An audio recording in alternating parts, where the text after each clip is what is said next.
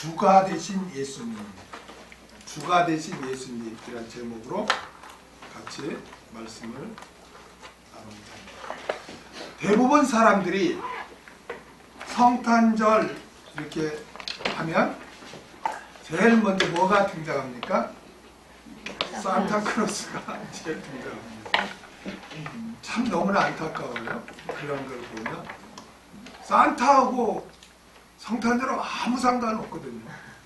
왜 그럴까요? 여러분, 왜 산타가 그렇게 막 등장을 하죠? 그리고 또 성탄절 하면 아기 예수를 굉장히 또 강조합니다. 왜 그럴까요?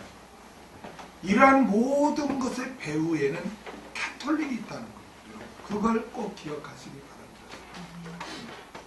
산타크로스 세인트가 성인 아니에요?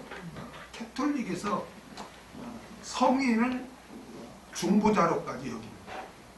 착한 일을 하고 이런 자를 성인으로 해서 중보자로. 이거는 말이 안 돼요. 그리고 왜 아기 예수를 강조할까요? 캐톨릭에서는 성모 마리아를 굉장히 성모, 즉 하나님의 어머니로 그렇게 초항을 하기 때문에 그런 거예요. 여러분, 인간인 마리아를 하나님의 어머니로 높이는 거예요. 그 캐톨릭이 그렇게 한 배경에는 그 당시 그 유럽에는 여신 숭배 사상이 있었기 때문에 그래요. 그래서 타협을 해서 그렇게 한 것입니다. 그래서 마리아를 드러내기 위해서 아기 예수를 강조를 하는 거예요. 그래서 모든 그림, 성화 같은 데 보면 마리아가 아기 예수를 이렇게 품고 있는 모습이 등장하죠. 여러분, 우리 예수님은 삼위일체 하나님입니다. 아멘. 삼위일체 하나님으로부터 영원 전부터 스스로 계신 분이에요. 그래서 그 성자 하나님께서 우리를 구원하시기 위해서 인간의 몸을 입고 이 세상에 오신 거예요. 예수님이 만약 성인으로 태어나보세요. 그럼 온전한 인간이 될 수가 없는 거죠. 그렇죠? 온전한 인간으로 오셨기 때문에 아기 성로로 잉태되어서 이렇게 출생한 거지, 다른 게 아니에요, 여러분. 우리가 이걸 잘 정립을 해야 할 줄 믿습니다. 그러면 예수님은 어떤 분으로 오셨을까요? 성경에는 다양하게 이걸 표현하지만 오늘 본문으로 보면 뭐라고 그래요? 주와 그리스도, 주와 그리스도로 이렇게 오셨다. 이렇게 그리스도와 주는 비슷한 호칭 같지만 다릅니다. 그리스도는 구속의 복음을 강조할 때 그리스도, 구속, 우리를 죄에서 이렇게 구원해 주신 분을 강조할 때, 구속의 복음을 강조할 때 그리스도라고 이렇게 합니다. 그 다음에 주는 생활의 복음을 말할 때 주라고, 생활의 복음. 생활의 복음. 그리스도는 구원을 얻는 부분을 강조해요. 죄와 사망과 마귀에서 우리를 구원해주는 이 부분을 강조할 때 그리스도라는 호칭을 쓰는데, 주라는 것은 구원을 얻은 후, 구원을 얻은 이후에 신앙생활을 강조하는 호칭이에요. 이게 비슷하지만 그리스도는 구원을 얻는 부분을 강조하는 호칭이라면 주는 구원을 얻은 이후 신앙생활을 강조한 호칭이란 말이에요. 여러분, 주를 퀴리오스라고 해요. 그렇죠?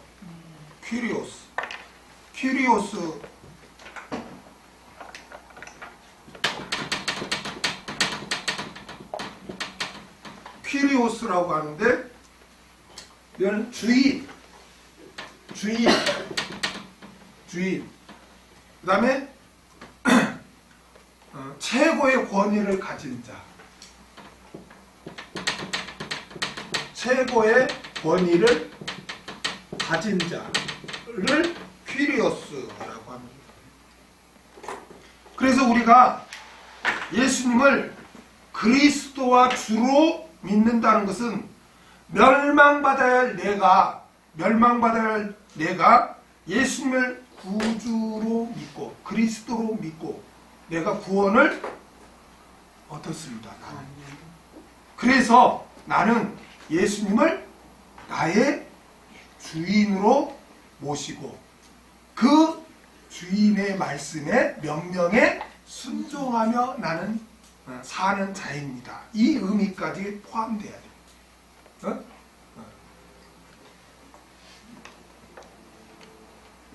예수님을 그리스도로만 믿고 생활 가운데서 예수님을 나의 주인으로 인정하지 않는 삶, 다시 말하면 주의 말씀대로 살지 않고 내 멋대로 내 욕심대로 산다는 것은 이것은 반쪽짜리 복음이라고 할 수 있어요. 반쪽짜리 복음. 많은 사람들이 예수님을 구세주로 믿습니다. 그리고 고백하고 교회를 다니지만 자기 자신의 주인은 여전히 자기 자신이에요. 자기 하고 싶은 대로 다 하는 거예요. 그래서 자신을 위해서는 하나님까지도 막 이용합니다. 예수님을 그리스도로 믿는다고 하는 자들이 왜 하나님의 말씀에 불순종합니까? 왜? 자신의 생각과 자신이 하고 싶은 것에 하나님의 말씀이 걸림돌이 되고 또 마음에 들지 않으니까 불순종하는 거예요.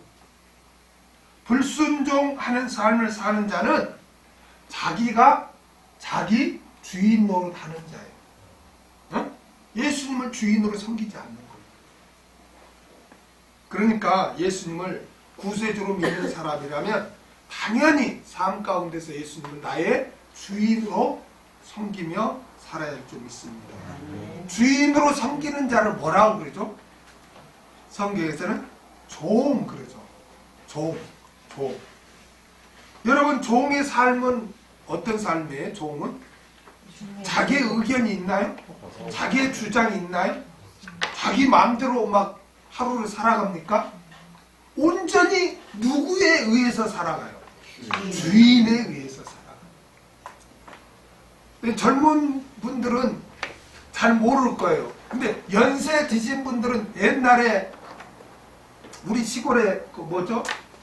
색경 받고 거기서 사는 머슴 젊은이들은 모를 거예요. 머슴하면. 근데 어르신들은 머슴하면 알죠? 머슴하면 내가 뭐 1년, 2년 하면 색경을 받잖아요.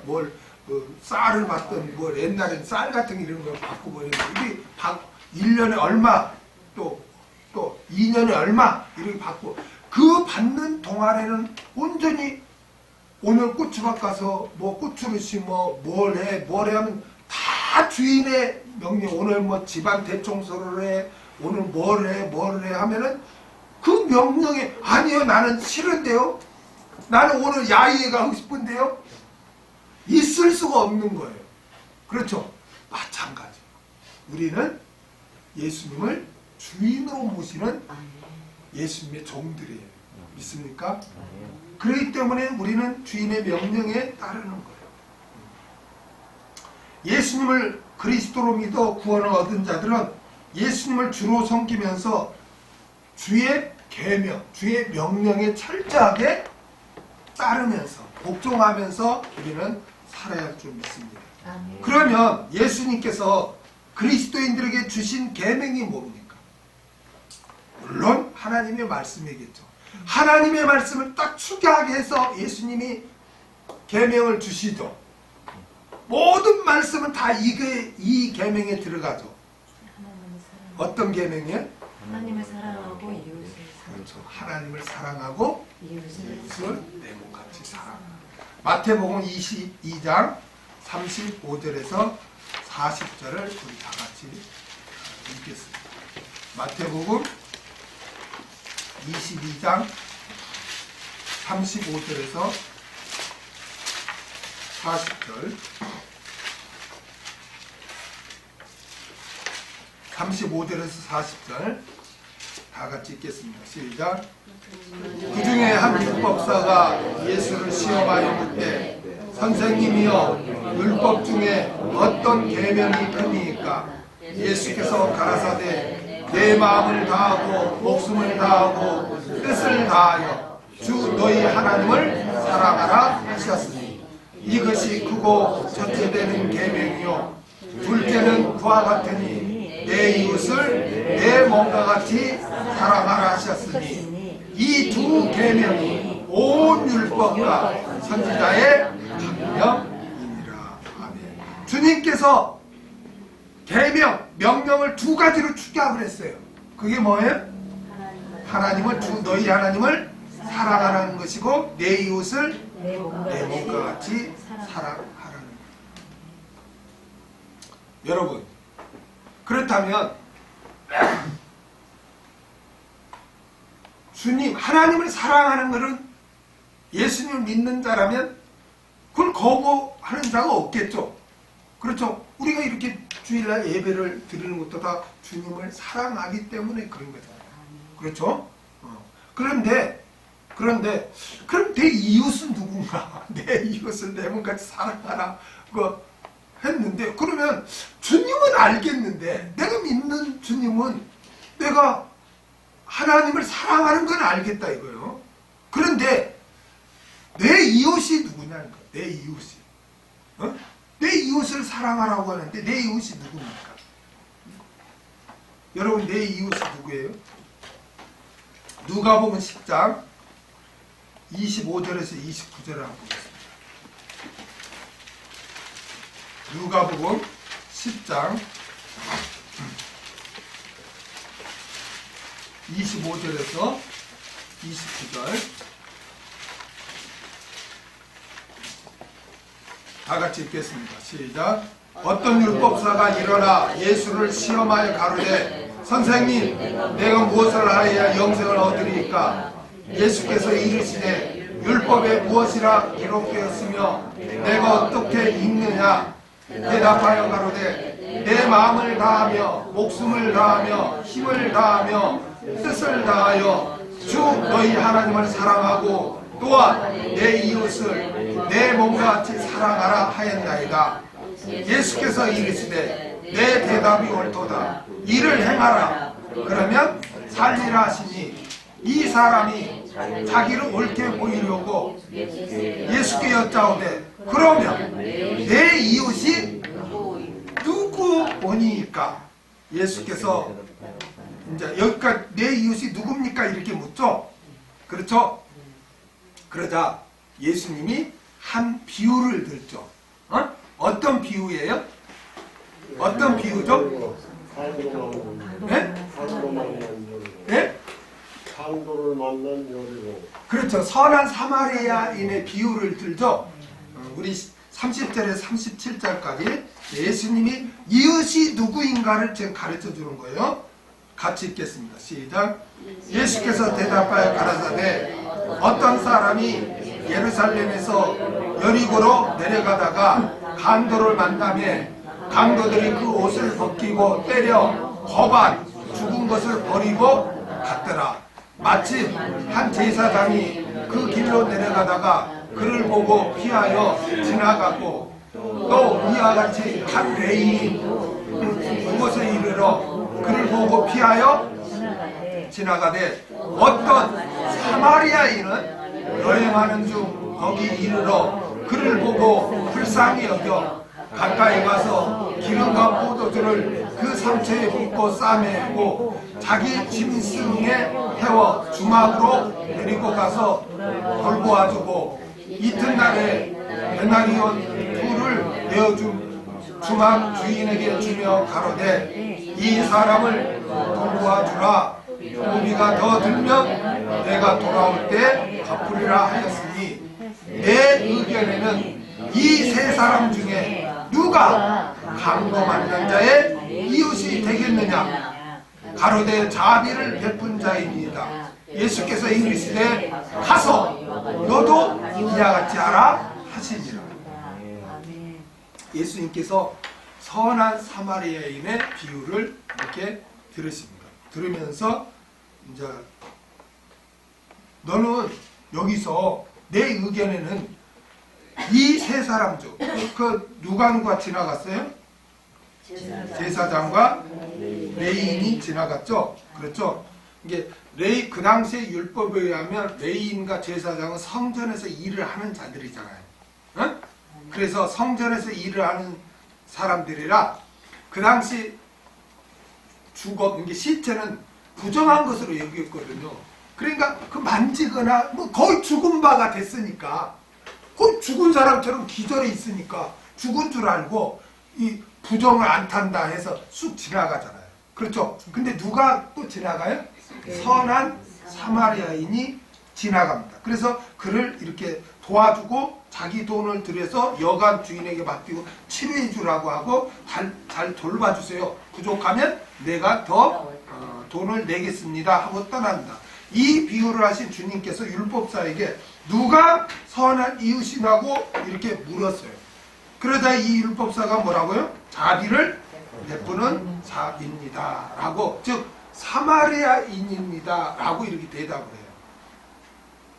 그때 주님께서 가서 이같이 하라고 그렇게 하십니다. 율법사는 누가 내 이웃입니까? 라고 물었어요. 그런데 주님은 뭐라고 그래요? 네가 선한 이웃이 되라고 그렇게 하십니다. 이게 무슨 뜻일까요? 이게 무슨 뜻일까요? 왜 주님은 여기에 선한 사마리아인을 등장시켰을까요? 왜 선한 사마리아인을 주님이 비유 가운데서 등장시켰을까요? 여러분, 제가 전에도 말씀드렸지만 우리가 텍스트를 알려면 컨텍스트를 알 때 이해가 된다고 그랬죠.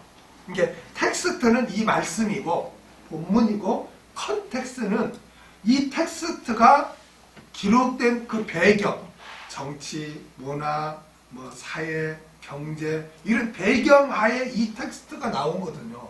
왜냐하면 하나님이 말씀을 줄 때 그냥 우리가 알지 못하는 그냥 뚝 이렇게 내려주면 우리 어떻게 이해하겠어요? 그러니까 하나님은 이 세상에 있는 그런 환경, 이 세상에 있는 것들을 들어서 말씀을 주시는 거예요. 그렇죠? 그러면 왜 사마리아인을 예수님이 등장시키냐면 유대인들 입장에서는 사마리아인은 저것들은 개다 이거예요. 왜 개로 여겼을까요? 북이스라엘과 남유다가 다 멸망을 해요. 남유다는 바벨론에 의해서 멸망을 당하고 북이스라엘은 아수르에 의해서 멸망을 당해요. 근데 이 바벨론의 정책은 뭐냐면 이들을 여기서 자리 잡지 못하게 포로로 데려가요. 포로로 데려가서 한 곳에 모여 살고 그들끼리 결혼하게 하고 그렇게 해요. 그러니까 이스라엘 사람들은 이 성민의식이 강하잖아요. 우리는 하나님의 백성이라. 그러니까 그들은 혈통을 유지했다고 보는 거예요. 그런데 아수르의 정책은 뭐냐면 아수르는 이것들을 완전히 그냥 아예 없애버리게 해가지고 막 이방인하고 막 결혼시켜버리고 막 했단 말이에요. 그러니까 유대인 입장에서 보면 저 사마리아가 북이스라엘의 수도잖아요. 그러니까 저들은 사마리아인은 북이스라엘 사람들을 말하는 거예요. 저들은 선민을 잃어버렸다. 저들은 이방인과 짝한 자들이다. 그래서 개들이다 해가지고 이게 갈릴리가 저 위에 있잖아요. 중간에 북에서 사마리아가 있잖아요. 남유다잖아요. 그러면 이거 거쳐서 가야 되는데 이렇게 돌아서 가는 거예요. 그러니까 예수님이 사마리아인에게 물을 달라니까 어찌 유대 남자가 나한테 물을 달라 하느냐, 그렇게 이상하게 생각하잖아요. 그러니까 유대인들은 사마리아인을 완전히 개처럼 여겨. 그러면 사마리아인 입장에서는 그럼 유대인을 어떻게 볼까요? 사마리아인 입장에서는 유대인을 어떻게 볼까? 어떻게 봐요? 사마리아인 입장에서는 저 자신들을 개 취급하는 저 유대인들을 볼 때 어떻게 봐? 원수지. 천천지 원수지. 그렇잖아요. 원수예요, 원수. 지금 예수님 왜 그러면은 그 배경하에 예수님 왜 내 이웃이 누굽니까? 라고 이렇게 물었을 때 예수님이 비유를 드는 가운데 왜 하필 사마리아인을 등장시키냐는 거예요. 응? 사마리아인 입장에서 유대인은 원수인데 그 사마리아인이 그 원수인 유대인을 돌보잖아요. 그러니까 예수님의 대답은 뭐예요? 이웃이 누구까지? 원수까지. 우리는 내 이웃 하면 나와 관계된 내 가족, 친척, 교회 식구들, 직장인, 뭐 나와 관계된 사람은 다 이웃. 물론 그도 포함돼요. 그러나 성경이 말하는 이웃이라는 건 뭐냐면은 나와 관계된 사람들 뿐만 아니라 거기에서 원수까지 내 이웃이라는 거예요. 원수까지 내 이웃이라는 거예요. 교회를 다닌 사람들이 자기에게 상처를 주고 손해를 입히고 자신을 무시하고 자신을 미워하면 교회를 다닌 사람 가운데서 그런 사람을 사랑하는 사람이 100명 중에 몇 명 있을까요? 몇 명 있을까요? 거의 없다시피 한 명, 두 명. 이 한 명, 두 명은 철저하게 주의 계명에 말씀에 지배받는 사람. 말씀에 지배받지 않고서는 인간의 감정으로 원수를 사랑할 수가 없어요. 그거는. 예수님이 여기에서 강조한 게 뭐예요? 원수까지 사랑하는 자가 되라는 거예요. 아멘? 원수까지 사랑하는 거.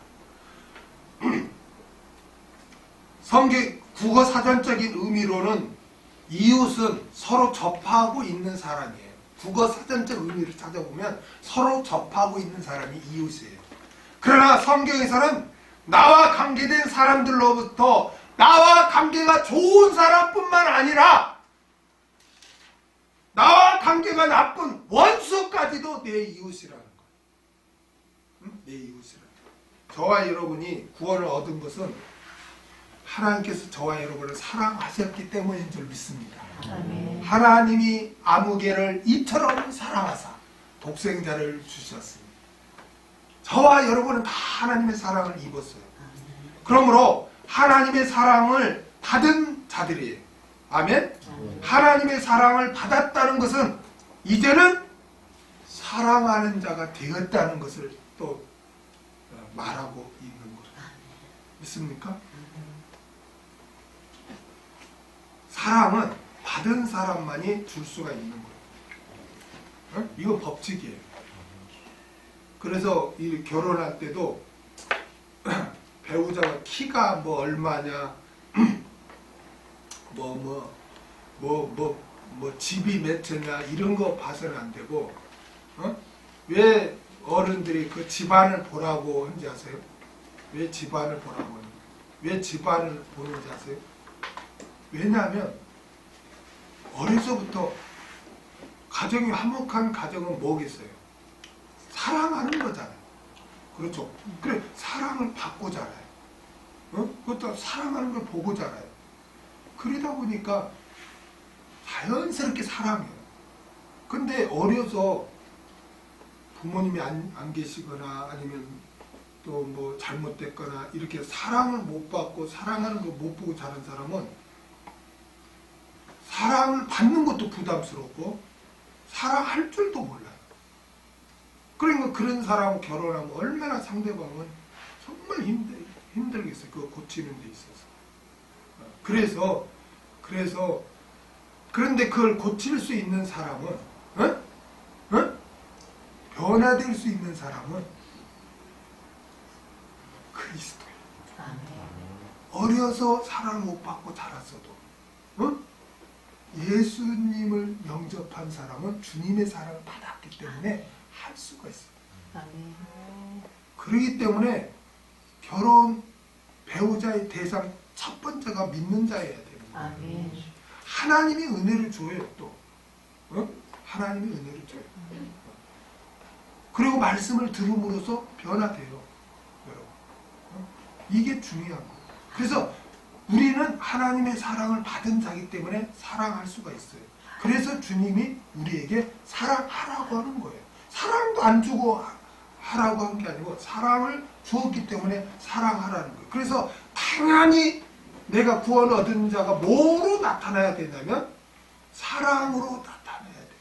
하나님을 사랑하고 이웃을 사랑하는 것으로 드러내요. 요한일서 4장 10절에서 11절을 보겠습니다. 요한일서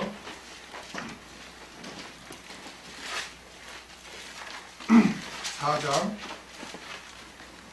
10절에서 11절 다같이 읽겠습니다. 시작.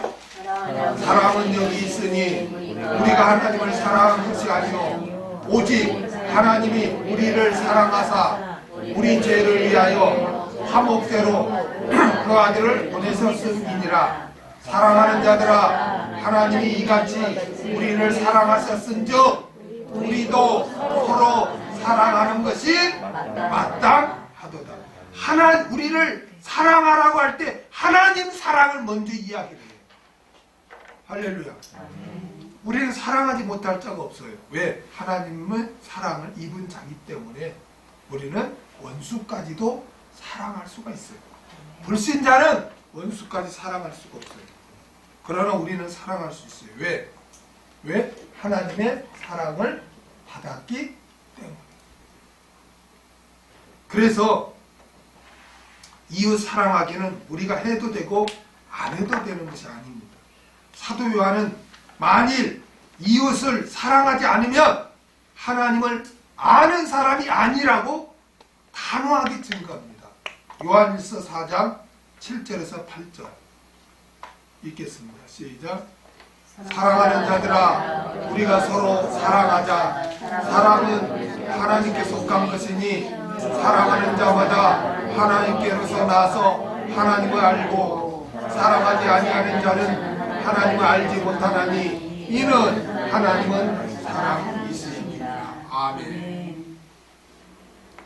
자, 하나님의 사랑을 입은 자는 당연히 사랑해야 된다고 그렇게 말씀해요. 그런데 문제가 있어요.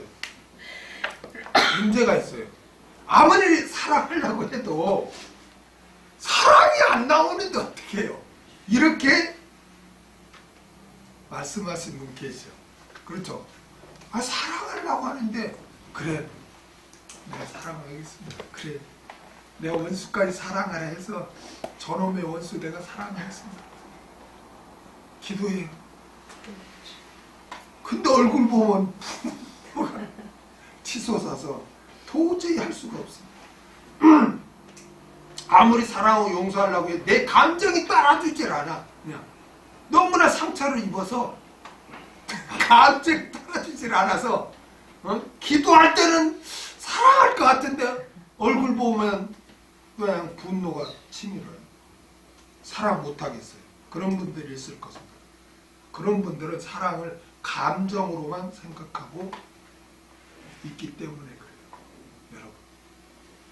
여러분 온전한 것은 인격이라고 그래요. 우리는 뭐 인격 하면 되게 저 사람이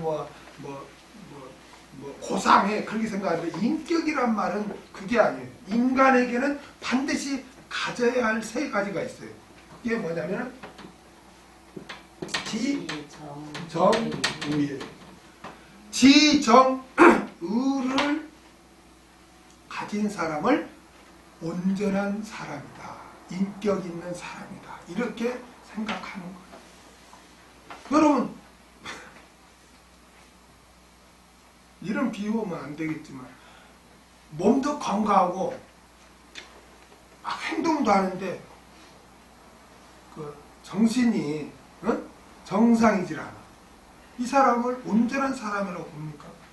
아니, 온전한 사람 인격은 지정의가 있어요. 지가 뭐예요? 지식이에요, 지식. 정은 감정. 의는 의지. 지식은 뭘 아는 거예요. 사람이 멀쩡하게 생겼는데 아무것도 몰라. 내 부모인지도 모르고 뭘 어떻게 해야 하는지도 몰라. 이건 비정상이죠. 그렇죠.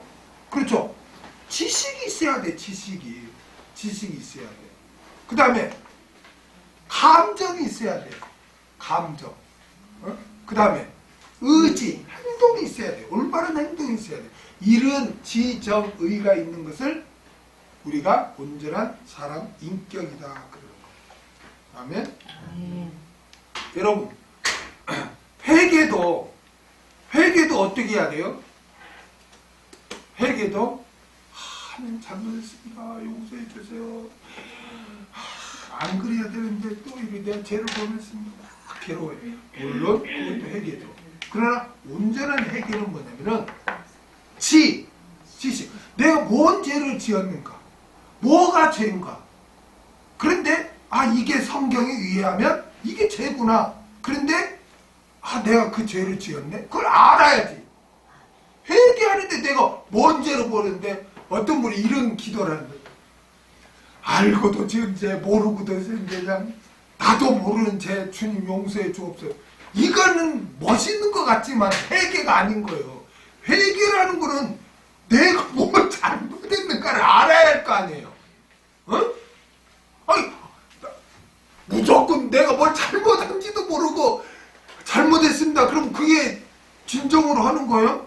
우리가 사과를 할 때 사람 간의 관계에서 내가 너한테 어떠어떠 했는데 내가 미안하다 얘기 올바른 회개지. 내가 너한테 뭐 했는지를 모르는데 내가 잘못했어. 이거는 회개가 올바른 그 사대가 아니잖아요. 하나님과 관계에서도 그럼 그걸 뭐로 알겠어요? 말씀을 통해서 죄가 죄인 줄을 알아야죠. 그렇죠? 그래, 지식이 있어야 돼. 그 다음에 감정이 있잖아요. 애통해야지.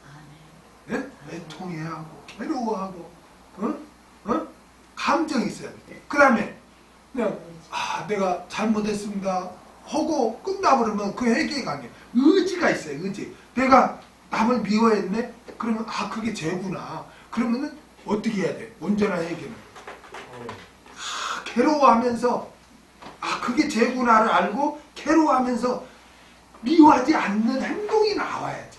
그게 온전한 회개가 되죠. 내가 전에도 늘 웃기는 유머로 말했잖아요. 어느 부흥사가 어느 교회에 가서 요즘 교인들은 회는 있는데 개가 없어. 회는 있는데 개가 없어. 이렇게 막 외쳤대요. 오전 예배 때. 그러니까 권사님이 가만히 회는 있는데 개가 없어. 그러니까 담임 목사님 찾아왔더래. 아니 권사님 웬일이세요?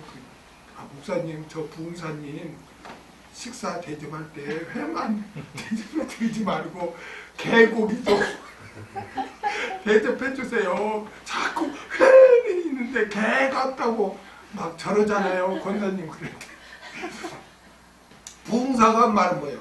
회는 있는데 개가 없다는 말은 잘못했습니다. 이런 건 있는데 행동이 없다. 그래서 잘못했으면 알고 애통해하고 행동까지 그걸 잘못된 건 끊어버려야 된다. 그 말을 회는 있는데 개가 없어. 요즘 교인들은 그냥 여기 이 중에도 회는 있는데 개가 없어. 막 그러니까 공사님 아이고 우리 목사님 회만 사드리지 말고 개고기도 사주세요. 이렇게. 그러니까 온전한 회개라는 건 지정의가 있어야 되는 거예요. 사랑도 마찬가지예요.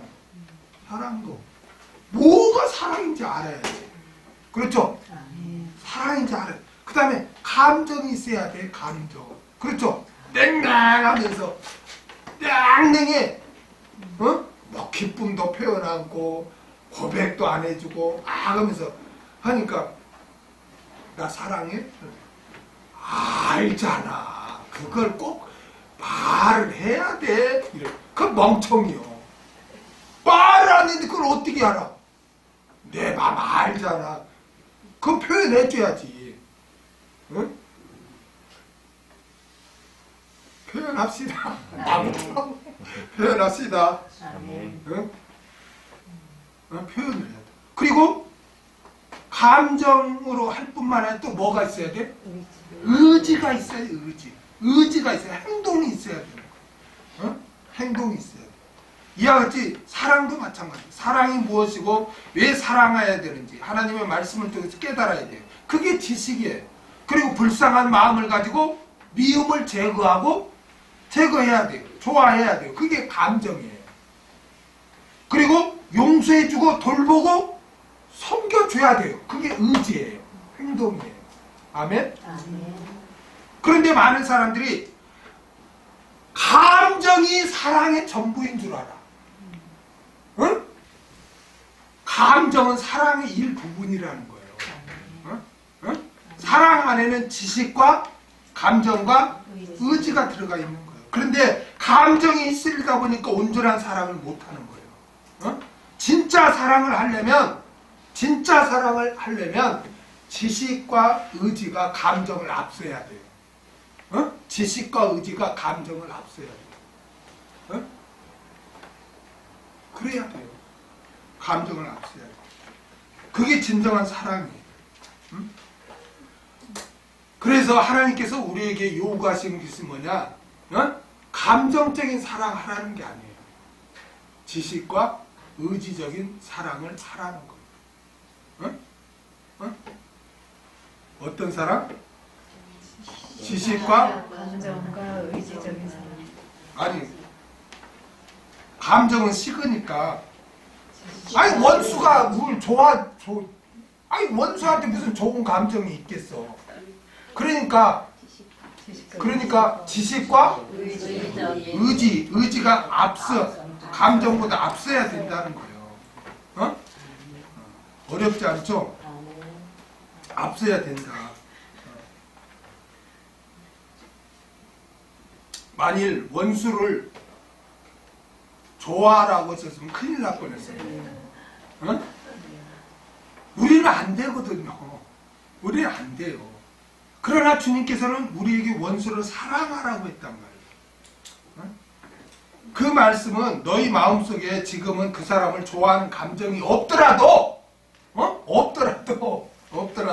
하나님의 말씀에 지배를 받아 의지적으로 사랑하라는 거예요.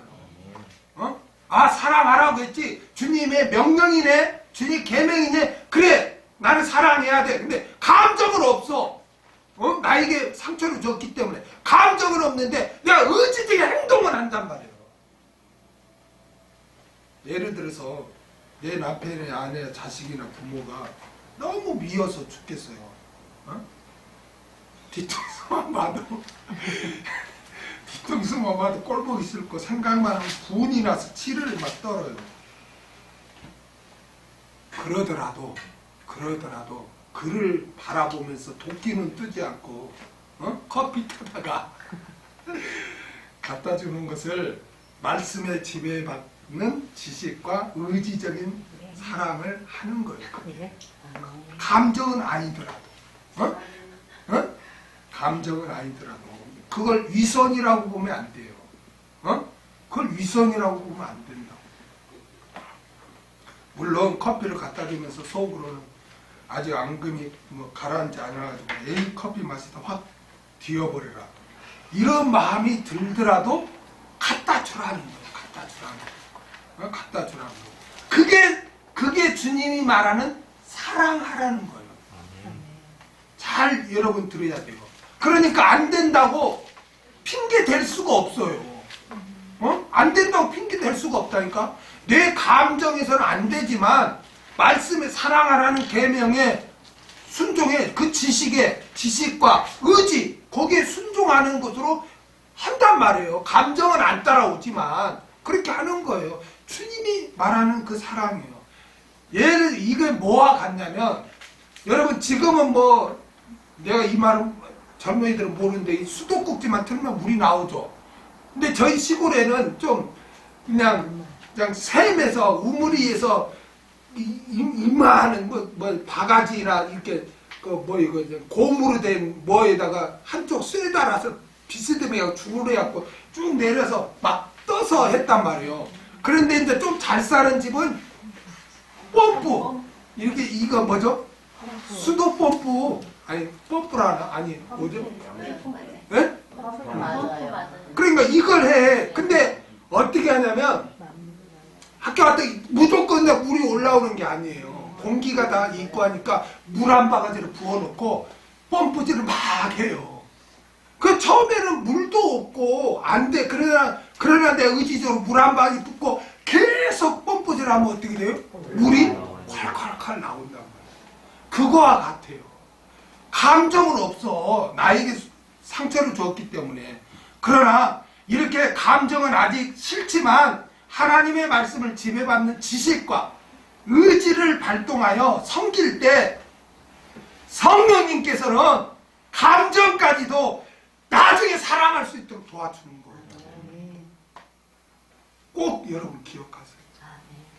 하나님께서는 우리에게 사랑을 훈련시키기 위해서 여러분 원수를 만나게 한다니까. 남편을 원수로 만나게 하든 부모를 원수게 하든 자식을 원수로 만나게 하든 친구를 원수로 만나게 하든 형제를 원수로 만나게 하든 그렇게 해요. 그렇게 해요. 하나님 절대 주권이죠. 절대 주권이 가냐. 하나님이 왜 나에게 그런 상처를 주고 마음 아프게 하는 그런 자를 만나게 할까요? 그런 자를 안 만나면 진정한 사랑 훈련이 안 돼요. 그러니까 만나게 하는 거예요. 그럴 때 여러분 원망하고 불평하면 믿음 없는 사람이에요. 아, 하나님이 나를 지금 사랑의 훈련을 시키는구나. 그럼 내가 어떻게 하지? 아, 주님이 내 이웃을 네 원수까지 사랑하라고 하셨구나. 그러면 내 마음에 감정은 없더라도 사랑하는 거예요. 용서하는 거예요. 믿지만 의지적으로 행동하는 거예요. 계속 하는 거예요. 말씀에 지배받아 의지적으로 사랑하는 거예요. 아직까지 내 마음속으로 용서가 안 되지만 내 마음속으로 보복하고 싶지만 말씀에 지배받아 섬기는 거예요. 주님께서는 이것을 우리에게 요구하고 계시는 거예요. 여러분이 그렇게 살다 보면 어느 순간 미움과 사랑이라는 게 종이 한 장 차이구나. 옛날엔 그렇게 죽이고 싶었는데 어떻게 요즘 이 곰살 맞을까? 안 보면 화전하고. 그래도 미운 적이라도 내가 들었구나. 그렇게 사랑하는 자로 지어져 가는 거예요.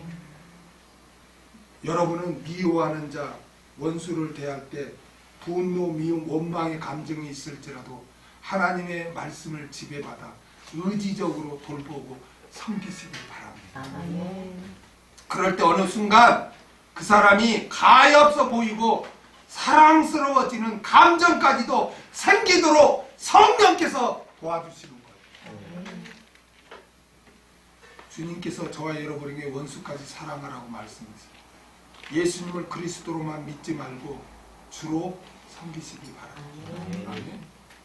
얼마나 감사해요. 저한테 만약 주님이 또 원수 좋아해라, 라이크해라, 큰일 나지. 할 수가 없어요. 근데 사랑해라, 러브해라. 얼마나 감사해요.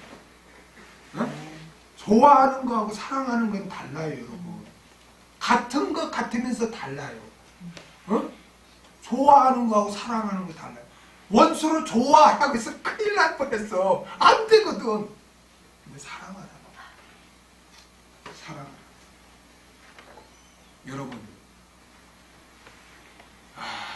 주님께서는 저와 여러분의 원수까지 사랑하라고 말씀하셨어요. 아멘? 예수님을 그리스도로만 믿지 말고 주로 섬기시기 바랍니다. 주로 섬긴다는 것은 주의 계명에 복종하는 거예요. 주님께서는 하나님을 사랑하고 내 이웃을 사랑하라고 명령하셨습니다. 그 이웃은 나와 관계된 모든 사람들로서 누구까지 포함돼요? 원수까지. 원수까지 원수를 사랑할 수 있는 자는 그리스도인밖에 없어요. 믿습니까? 세상 불신자들에게는 원수는 사랑의 대상이 아니라 보복의 대상이에요. 무관심의 대상이에요. 미움의 대상이에요. 왜 세계적으로 이렇게 테러가 많이 발생합니까? 그리스도의 사랑을 받지 못했기 때문에 그래요. 주님께서는 주 너희 하나님을 사랑하고 내 이웃을 내 몸같이 사랑하라고 그렇게 하셨어요. 그런데 여러분 성경에 보면요, 야고보 사도도 그렇고 또 바울 사도도 그렇고 주님은 분명히 주 너희 하나님을 사랑하고 내 이웃을 내 몸같이 사랑하라고 그랬거든요. 그런데 주님을 사랑하라는 말씀 다 빼요. 다 빼요. 한결같이. 그리고 내 이웃을 사랑하라고 그렇게 말씀해요. 주님은 분명히 주 하나님을 사랑하고 내 이웃을 내 몸같이 사랑을 했잖아요. 근데 바울 사도나 야고보 사도는 하나님 사랑하는 거 빼고 내 이웃을 사랑하라는 말만 해요. 이상하지 않아요? 어? 한번 볼까요? 야고보서 2장 8절 보세요. 야고보서 2장 8절.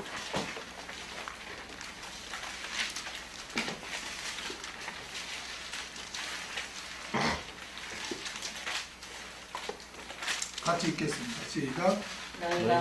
너희가 만일 병에 기록한 대로 내 이웃 사랑하기를 내 몸과 잘하신 최고한 법을 지키면 잘하는 것이거니와. 여기 보면 야고보 사도는요, 내 이웃 사랑만 이야기해요. 분명히 주님은 하나님을 사랑하고 내 이웃을 사랑하라고 했는데 야고보 사도는 내 이웃을 사랑하는 거예요. 주님 사랑을 빼요.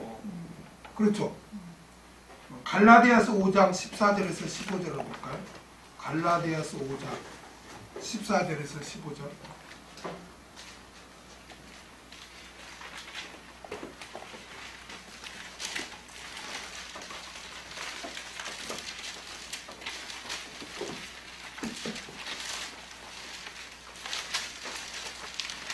읽겠습니다. 갈라디아서 5장 14절에서 15절. 시작. 온 율법은 내 이웃 사랑하기를 내 몸같이 하라 하신 한 말씀에 이루었나니 만일 서로 물고 먹으면 피차 멸망할까. 여기서는 온 율법은 내 이웃 사랑하기를 그래요. 근데 주님은 분명히 온 율법은 주 너희 하나님을 사랑하고 그게 첫째 되는 것이고 내 이웃을 내 몸같이 사랑하라 그렇게 말하죠. 그런데 왜 야고보 사도나 이 바울 사도가 주 하나님을 사랑하는 말을 빼버리고 이웃을 사랑하라고만 그렇게 하고 있을까요? 왜 그러죠? 왜 그럴까요? 왜 주 너희 하나님을 사랑하는 계명을 언급하지 않고 그냥 이웃을 사랑하라는 한 구절로 하나님 계명을 정의했을까요? 왜? 그것은 이웃을 사랑하는 것은 하나님의 사랑을 받고 하나님을 사랑하는 것을 전제로 하기 때문에 그래요. 제가 아까 그랬죠. 하나님의 사랑을 받지 않는 자는 이웃을 진정으로 사랑할 수 없다고. 그리고 또 아까 그랬죠. 요한일서 보면 하나님의 사랑을 받은 자는 당연히 이웃을 사랑하게 돼 있다고 그러죠. 그러니까 야고보 사도나 바울 사도가 왜 이웃 사랑을 이렇게 말하냐면 이웃 사랑만 이렇게 말하냐면 그것은 이웃을 사랑하는 것은 하나님의 사랑을 받고 하나님을 사랑하는 것을 전제로 해서만 할 수 있기 때문에 그런 거예요.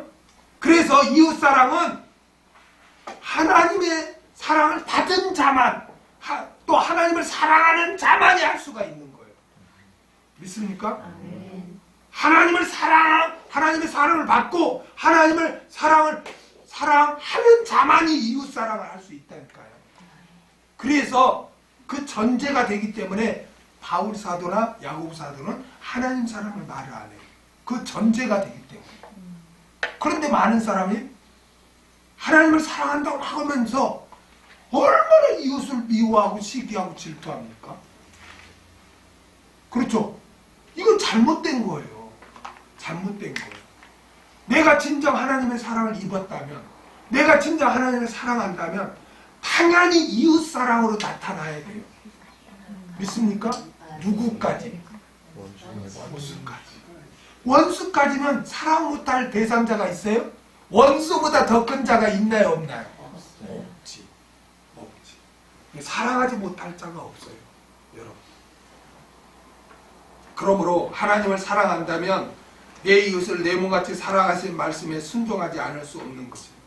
여러분은 여러분의 감정에 휩쓸려 살아서는 안 되며 하나님의 말씀에 지배받아 그 말씀에 순종해서 의지적으로 사랑하시기 바랍니다. 그럴 때 우리의 신앙이 성숙되어지고 예수님 닮아서 나중에는 진정으로 사랑하는 감정도 그 감정이 나에게 흘러넘쳐서 상대방을 품을 줄로 믿습니다. 말씀을 정리하겠습니다. 우리 예수님은 이 세상에 그리스도와 주가 되시기 위해서 오셨습니다. 할렐루야. 그리스도는 우리를 구원하시는 그 구원의 복음에 힌트가 강조점이 있다면 주는 생활의 복음, 예수를 믿은 자가 생활 가운데서 예수님을 주로 섬기는 그 생활의 복음에 강조점이 있습니다. 우리는 나는 예수님을 믿어요 하고 끝나면 그건 반쪽 복음이에요. 예수님이 나의 구세주가 되심을 믿습니다 한다면 생활 가운데서 주의 계명에 명령에 복종해야 할 줄 믿습니다. 예수님을 나의 주인으로 모시고 종으로서 그 명령에 순종하는 삶을 살아야 할 줄 믿습니다. 그런데 우리 주인 대신 예수님이 계명을 주셨는데 그것은 주 하나님을 사랑하고 내 이웃을 내 몸같이 사랑하라. 아주 축약을 해서 핵심을 우리에게 주셨어요. 그렇다면 우리는 그 주의 명령에 순종해서 어떻게 해야 되겠어요? 내 이웃을 내 몸같이 사랑해야 할 줄로 믿습니다. 성탄절이 되었다고 그냥 좋아하는 사람끼리 같이 좋아하고 기뻐할 것이 아니라 이 성탄절에 이 하나님은 죄를 미워해요. 죄인도 미워해요. 그럼에도 불구하고 의지적인 사랑으로 독생자를 보내주셔서 우리를 사랑하신 거예요. 어? 사랑을 확증했다고 로마서에 말씀하잖아요. 그렇다면 우리가 이 성탄절을 맞이해서 어떻게 해야 될까? 나에게 잘해주는 사람, 나를 기쁘게 해주는 사람, 나를 좋아하는 사람과 그냥 기쁨을 나눠야 됩니까? 아니요. 나에게 상처를 주고 나에게 서운함을 주고 나에게 해를 끼치고 이러한 사람을 뒤돌아보며 기도하고 다짐해야 돼. 내가 이제부터 그 사람을 내가 말씀에 지배받아 의지적으로 내가 사랑하리라. 감정은 아직 앙금이 있고 감정은 그 사랑하는 마음이 없지만 내가 말씀 예수님은 나의 주인이고 주님이 사랑하라고 원수까지 하라고 명령했기 때문에 나는 의지적으로 사랑하겠습니다. 성령님 도와주세요. 그래서 사랑하는 감정까지 내 마음에 쏙 꽂혀서 상대방을 품어서 진정한 사랑의 관계가 되게 해주세요. 기도하는 그런 성탄절이 되시길 주의 이름으로 부탁드립니다. 아멘.